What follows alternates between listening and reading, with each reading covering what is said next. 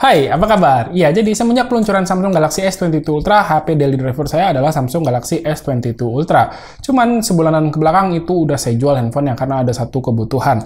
Dan karena waktu itu udah saya jual si S22 Ultra-nya, jadi saya pakai LG Wing aja sebagai handphone daily driver saya sambil menunggu peluncuran Galaxy Z Flip series.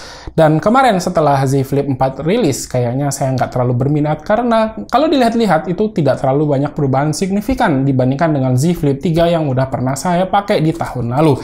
Dan akhirnya, dalam rangka mencari daily driver baru, saya memutuskan untuk beli smartphone flagship terbaru ini. Tidak terbaru sih sebenarnya, ini kondisinya baru tapi tidak terbaru.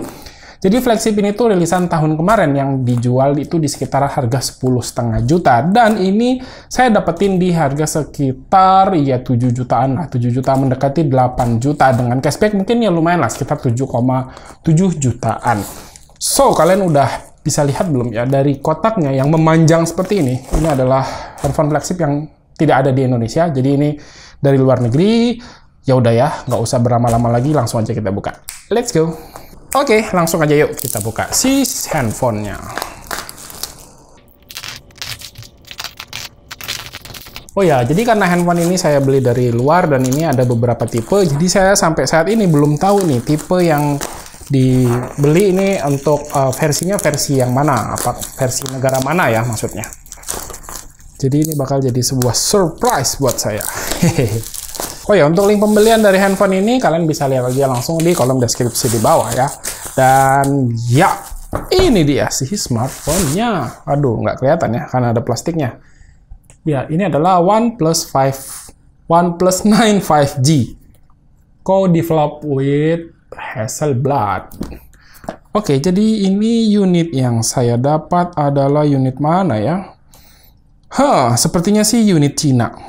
Ya, kalau unit Cina itu sayangnya dia menggunakan ColorOS, tapi nanti gampang sih, ini bisa diinstal.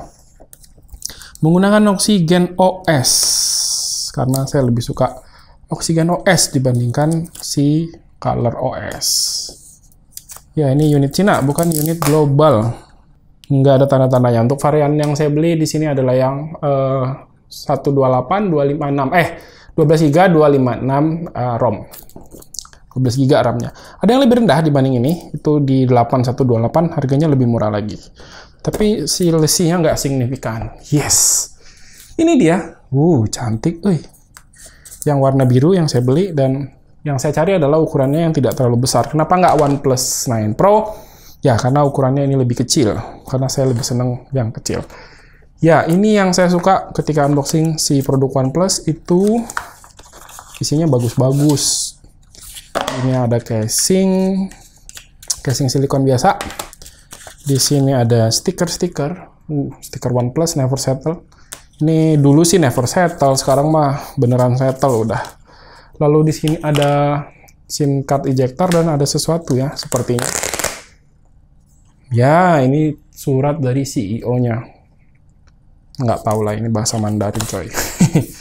Oke, lanjut. Di sini ada kabel charger khasnya OnePlus. Di sini dia menggunakan USB-C to USB-C dengan warna aksen merah khasnya OnePlus. Lalu ada charger yang di sini adalah kapasitasnya sebesar, ya, chargernya kapasitas maksimalnya ada di 65 watt. Oke. Dan ya udah, itu aja isinya. Sekarang coba kita beralih ke si smartphone-nya. Dan ya, ini unitnya sepertinya adalah unit Cina, LE2110. Coba saya lihat dulu ya. Oke, kalau lihat di Google, versi yang LE2110 sih katanya factory unlock. Apakah ini yang versi global? Kita coba nyalain aja kali ya, biar tahu apakah yang dipakai ColorOS atau Oxygen OS.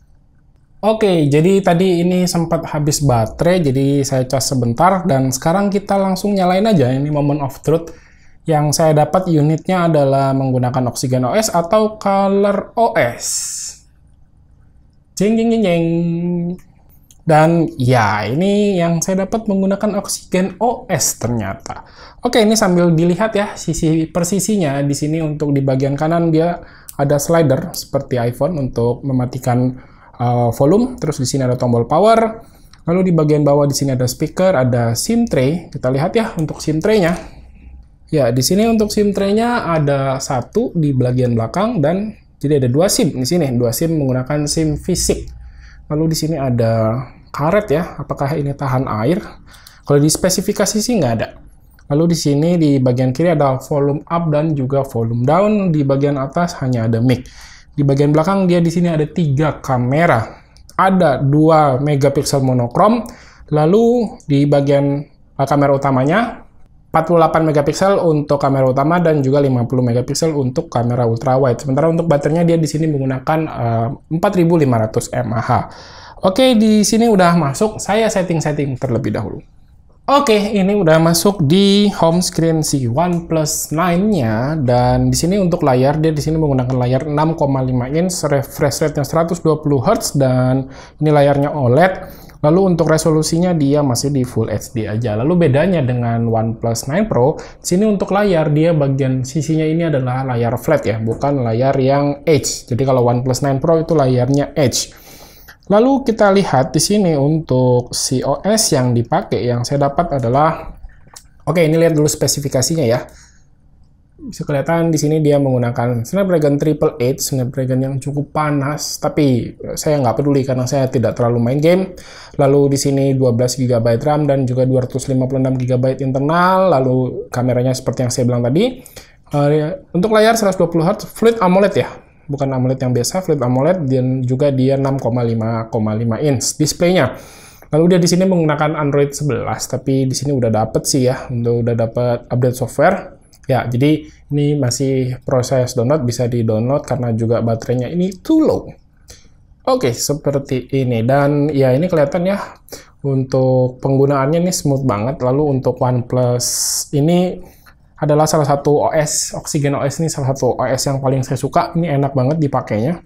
Kalian bisa lihat juga, ini mirip stok Android yang tidak terlalu banyak bloatware, terus makanya tuh licin gitu, enak dipakainya. Dan untuk handphonenya kalau digenggam ini tuh asik banget ya, tipis, ringan. Padahal sebenarnya dia ininya bagian belakang kacanya ini udah menggunakan Gorilla Glass 5. Oh ya, untuk fingerprint readernya kalian bisa lihat tadi performanya tuh sangat cepat. Ya, kondisinya harus nyala tapi ya sangat cepat, sangat akurat. Tapi sayangnya dia posisinya tuh agak awkward gitu ya. Kalian bisa perhatikan posisinya tuh ada di bawah sini. Ini dibandingkan dengan si LG Wing yang saya punya. Ini lihat di sini posisinya berbanding punya OnePlus ada di sini. Ini jauh banget posisinya. Jadi kalau pakai mungkin harus agak ke bawah gitu kali ya.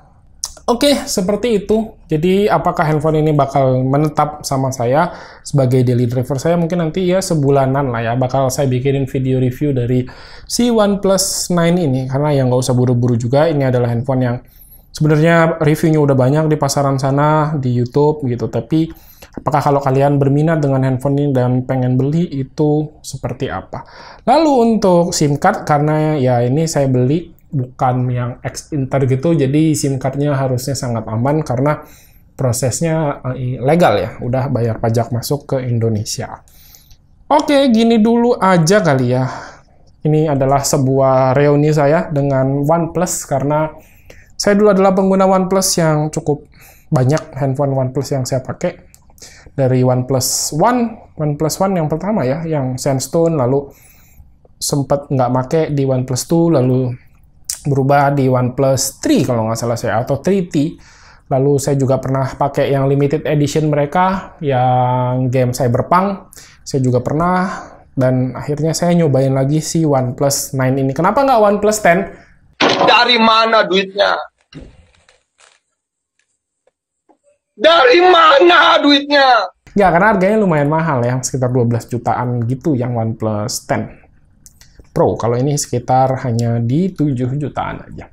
Ya udah, gini dulu aja kali ya video unboxing dari si OnePlus 9 ini. Sekali lagi, kalau kalian tertarik dengan handphone ini, link pembelian ada di kolom deskripsi di bawah. Oke, segini dulu buat video kali ini. Terima kasih buat yang udah nonton. Silahkan like dan share video ini jika menurut kalian video ini bermanfaat. Dan dipamit, sampai jumpa di video berikutnya. Bye-bye. Wush.